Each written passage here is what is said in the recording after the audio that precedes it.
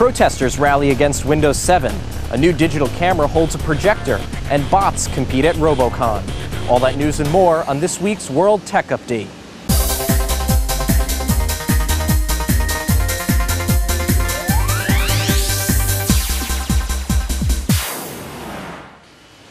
Thanks for joining us here on World Tech Update. I'm Nick Barber. We'll start our news this week with a protest rally against Windows 7 and other proprietary software. Hosted by the Free Software Foundation, a handful of protesters gathered here in Boston on the Boston Common. What do we want? Free software! What do we want it now? Fight to proprietary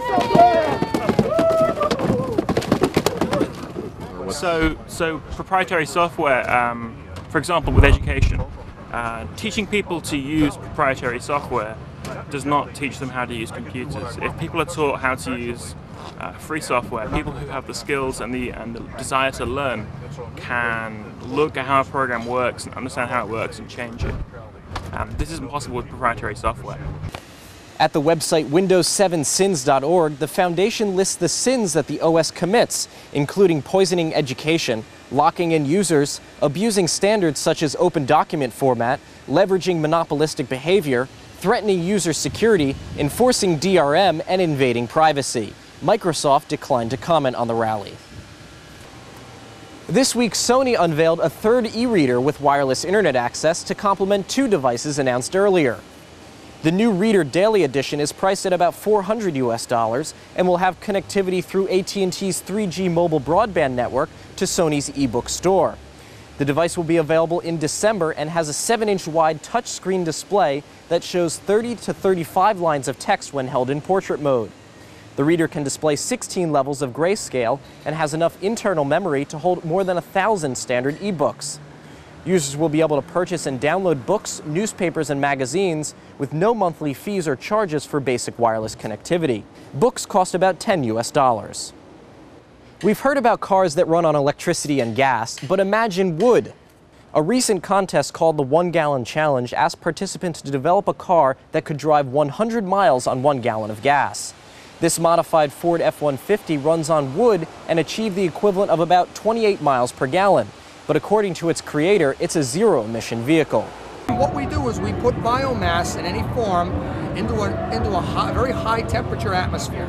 What happens is the temperatures involved will actually separate the molecular structure of the biomass into its basic components, hydrogen, oxygen, and carbon. It's a complicated process chemically, but it's relatively simple to obtain mechanically. What that fuel does is it leaves the fuel generator in the form of hydrocarbons, which are almost identical to the compositions in your gasoline, and a high hydrogen content. And what the good emissions that comes out of this machine is obtained from the fact that when that hydrocarbon fuel mix gets into the engine, what happens is the hydrocarbons will ignite first in the first power explosion, and then when the hydrogen ignites after, it pretty much ensures a complete detonation of all the fuel. So when the fuel scrambles to reassemble in the exhaust, the hydrogen gathers oxygen, becomes water. The carbon gathers oxygen, becomes carbon dioxide.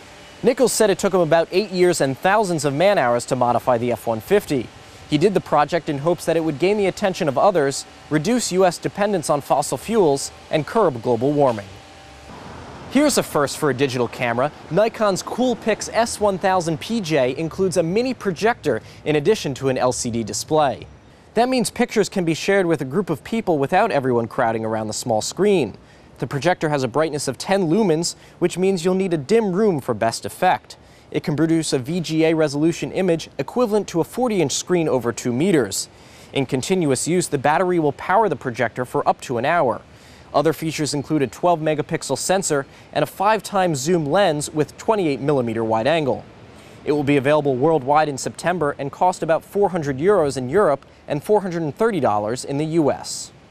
We have a few items for you in our news and brief this week. We'll start with Microsoft. The company will cut $100 off its highest price Xbox 360 game console on Friday, just weeks after a similar move by Sony. The Elite console will be reduced to about $300, and the company will also lower the price of the Xbox 360 Pro to about $250, or a $50 reduction. Raytheon and the U.S. Army tested out new technology that will allow for better missile detection.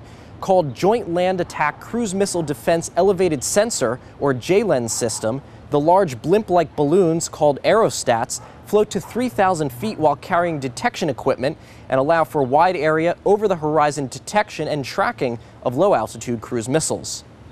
A survey found that Apple's lack of a low-cost laptop or netbook hurts it with students. The survey by Retrievo said that almost 60% of students plan on spending less than $750 on a laptop. Apple offers no laptop in that price range. Students also said that longer battery life, small size, and light weight are all factors in their buying decisions. University teams from 19 Asian nations put their robot skills to the test over the weekend in Tokyo at the 8th annual ABU Robocon event. In a series of races, teams had to send 2 carrier robots, one manually controlled and one automatic, to pick up an automatic traveler robot. This latter robot had to be carried around the course and at the end of its journey, scoot off its platform and beat 3 victory drums before its rival. When it came to speed, no one could match the Harbin Institute of Technology from China, which stormed through the rounds and into the final, where it matched up with Hong Kong, which is in blue here.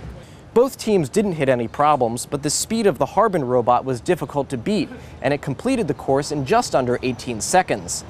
The win is the first for Harbin Institute of Technology, but the 3rd year in a row that China has taken the Robocon Grand Prix. This may be my dream. I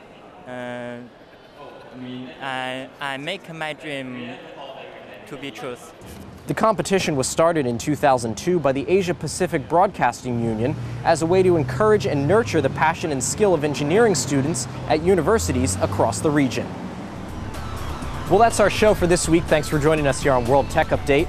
Next week, we'll be at the IFA Consumer Electronics Show in Berlin, so we hope you join us. As we head out, we'll leave you with more video of the Robocon competition. I'm Nick Barber, and for all of us here at the IDG News Service, thanks for watching, and we hope to see you next week from Germany.